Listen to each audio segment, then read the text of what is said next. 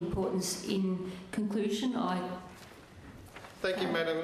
call the member for Balcombe Hills. Thank you, Madam Acting Speaker.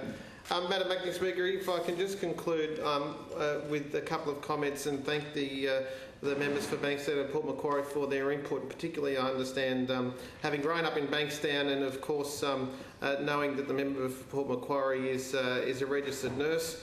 I understand I'm very touched that they were able to make a contribution to this particular debate. Madam Acting Speaker, it's important for us to conclude this discussion by highlighting the fact that breast cancer just does not discriminate. Yes, there are a number of groups within the community of ethnicity and the like who may indeed be more attractive. But I was attracted to breast cancer. But of course, I just was listening to some of the comments from the member for Bankstown, and my wife was never part of any of those groupings. So it's highlighting the fact to me that this does not discriminate, and it is a very, very cruel thing indeed. As Nicole and I were addressing our crisis, we were reminded that there were women as young as 25 that were being treated by the same doctor, pregnant women that were being treated by the same doctor. And of course, Nicole was only 41, was not overweight, was not a smoker. And for that reason, I think that we felt so distressed over this whole matter.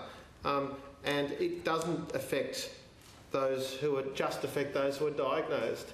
Madam Acting Speaker, some members of this House would know that I have a 9-year-old and an 11-year-old boy. Member for Castle Hill cruelly calls them search and destroy, but they were so brave. But nevertheless, those two little boys had to deal with something that no little boys should have to deal with at the prime of their life, and it was completely cruel. But Madam Acting Speaker, as I mentioned, in our case, in our story, there is hope. Nicole looks like she's making a full recovery.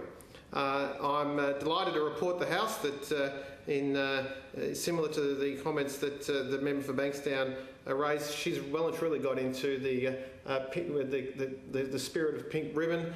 Tomorrow night, what started out as a couple of drinks with friends to celebrate her victory over cancer, tomorrow night she's actually bringing in 200 of her closest friends, and we've so far handed over $10,000 to the McGrath Foundation, and we are going to, I think, out of the reception in the Speaker's Gallery tomorrow night, take a few more $1,000s out of our dear friends for the McGrath Foundation.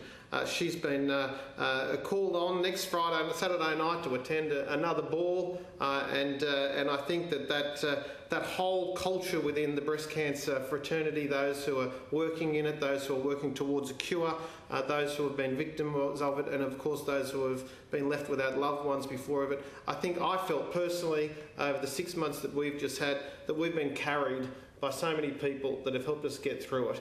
Starting with the Premier and the Opposition Leader, who always knew the right thing to say to me when they saw that I was a bit down over the course of the last 6 months. I don't think that either of them are going to give me that sort of leverage again for quite some time.